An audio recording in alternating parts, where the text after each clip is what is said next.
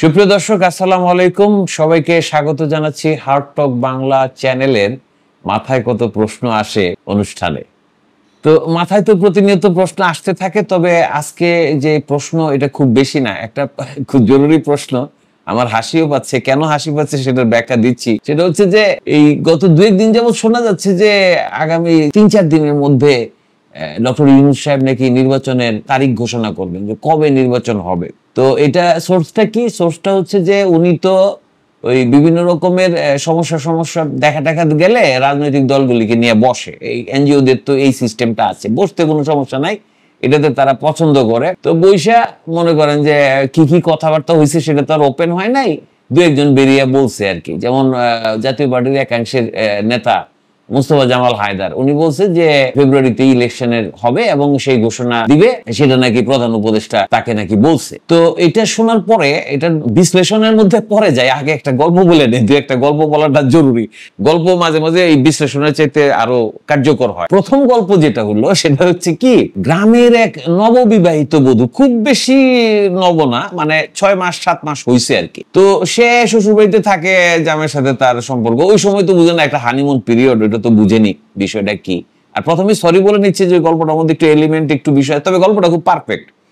সেটা হচ্ছে যে সে একদিন হচ্ছে যে জামাই তো যায়, কাজে যায়, আড্ডা টাড্ডা দিয়ে ফিরে আসে, একটু রাত হয়ে যায়। নববধূ সন্ধ্যাবেলা থেকেই শাশুড়ির জিজ্ঞেস করতেছে যে আম্মা আপনার ছেলে আজকে কখন আসবে, কেমন জানি উস্কুস করে। এখন শাশুড়ি তো মানে অভিজ্ঞ মানুষ, উনি তো বুঝতেছে যে ঘটনাটা কি, মানে এটা বুঝার বিষয় আছে। তো শাশুড়ি বলছে আমি তো জানি না, প্রথম উত্তর। তারপরে বলতেছে কি যে কি হয়েছে, তুমি অস্থির হইলা কেন? না মানে বলছিল যে আজকে একটু আগে আসবে, তো তোমারে কইলে আসবে সেটা নিয়ে আমারে জিজ্ঞেস করো কেন? তারপরে আবারও ঘুরে এসে বলতেছে যে আম্মা আপনার ছেলে কিছু জানাইছে? যে আসলে বৌমা ঘটনাটা কি হয়েছে কত? তখন বৌমা খুব লজ্জা নিয়ে বলতেছে যে আসলে হয়েছে কি, আপনার ছেলে বলছিল যে আজকে এই যে একটা শাড়ি নিয়ে আসবে। ও কখন বলছিল? গতকাল রাত্রে? বলে জি জি জি ওই তোমার শ্বশুরও রাত্রেবেলা একটা সময়ে এরকম কিছু প্রতিশ্রুতি দেয়, এগুলি পুরুষরা মনে রাখে না। দর্শক বুঝতে পারছেন বিষয়টা?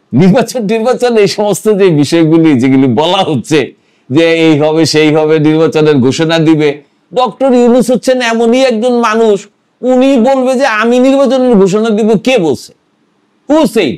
আপনাদের মনে আছে দর্শক, ওই যে মানবিক করিডোর, মনে আছে ঘটনাটা? তৌহিদ সাহেব কি বললেন যে জাতিসংঘ মহাসচিব এরকম কিছু একটা করছে, চাইছেন, এবং বাংলাদেশ সেটাতে নীতিগত ভাবে রাজি হয়েছে। এখনো কিছু ডিটেলস এর ব্যাপার আছে, এগুলি আমরা ঠিকঠাক করে তারপরে মানবিক করিডোর দিব। তারপরে দেখা গেল যে মানবিক করিডোর নিয়ে মহা হইচই শুরু হয়ে গেল। এক পর্যায়ে পরিস্থিতি নিয়ন্ত্রণই করা যায় না। তখন ইউনূস সাহেবের যে প্রেস সচিব আছেন একজন বিখ্যাত, হ্যাঁ, ওনার যে কি কাজ, উনি রাজনৈতিক বিষয়ে বক্তব্য দেন।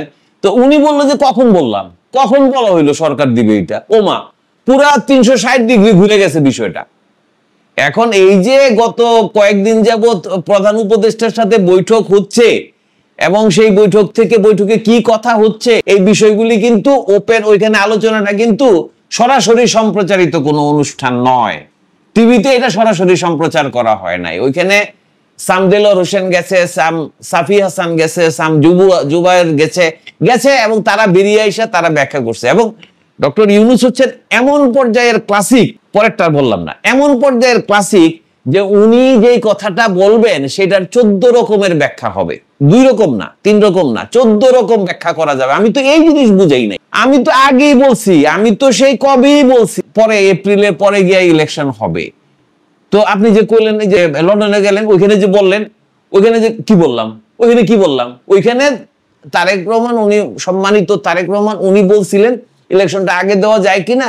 আমি বলছি যে পরিস্থিতি যদি এরকম অনুকূল হয় তাহলে এটা হবে। উনি তো বলেন নাই যে আমি ফেব্রুয়ারিতে রাজি হয়েছিলাম। তো এখন যে বলা হচ্ছে যে ইলেকশনের ডেট দিবেন উনি, কে বলছে এটা?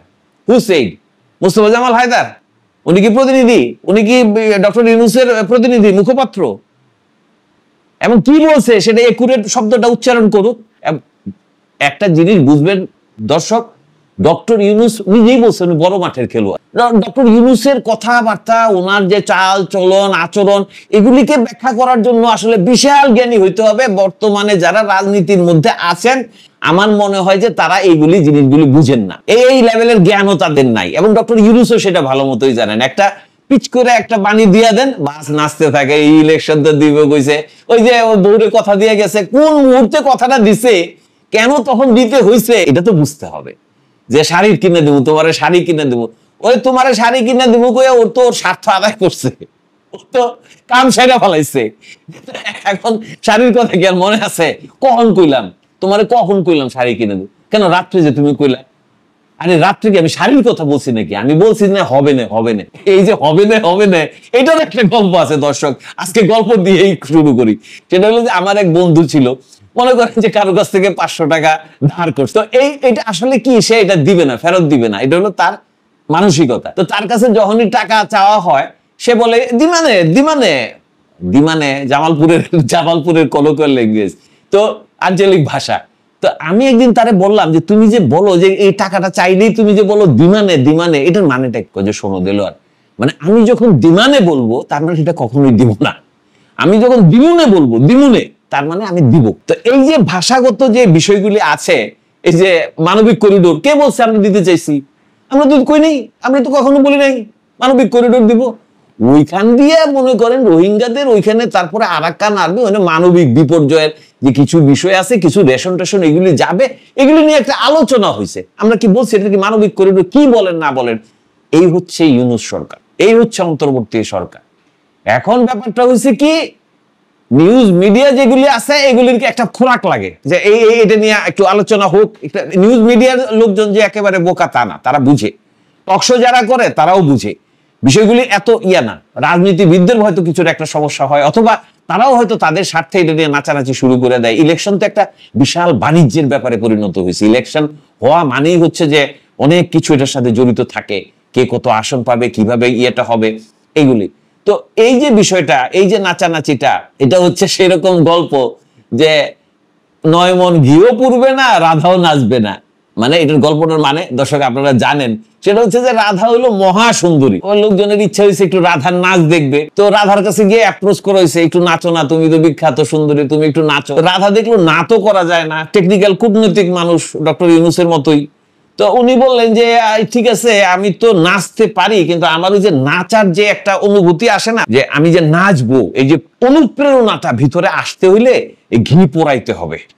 হ্যাঁ, এবং খাঁটি ঘি 12 মণ 9 মণ, কোথাও কোথাও বলে 7 মণ, এরকম আর কি। তো যাই হোক, ইটস এ হিউজ অ্যামাউন্ট।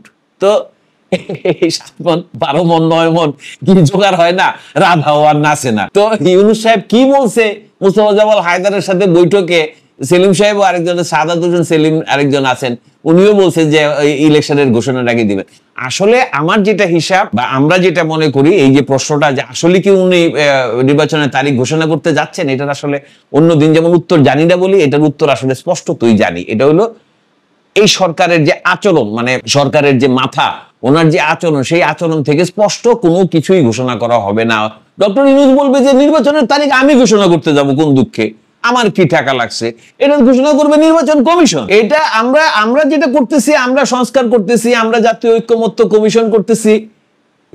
বিষয়গুলি কিরকম, ঐক্যমত্য কমিশনের বৈঠক চলে, সিপিবি, এগুলি যে মিনিংলেস বৈঠক সেটা অলরেডি বোঝা হয়ে গেছে। কারণ সিপিবি বলছে যে এই যে মানে অকারণে গিয়া অর্থহীন আলোচনা, এগুলির কোনো মানে নাই, আমরা এটাতে যোগ দিব কিনা, তারা নাই করছে এক সেন্সে, বলছে যে এইটাতে যোগ দিব কিনা এটা আমাদের ভেবে দেখতে হবে। তার মানে আলোচনাগুলি কি হচ্ছে। তা আমার কথা হলো যে এতই যদি সততা থাকে, এতই যদি সবকিছু ওপেন করেন না কেন, ওই যে বৈঠকগুলি হয় এটা ওপেন করে দেন, সরাসরি সম্প্রচার করেন। আপনাদের তো লুকানোর কিছু নাই, আপনাদের তো এমন কোনো কিছু নাই যেটা লুকাবেন। হ্যাঁ, চান্দাবাজি এগুলি তো সম্প্রচার করতে বলতেছি না, বলতেছি হচ্ছে যে আলোচনা যেগুলি হয় এগুলি একটু ওপেন, সরাসরি টিভিতে সম্প্রচারিত হোক, আমরা দেখি, আমরা বুঝি।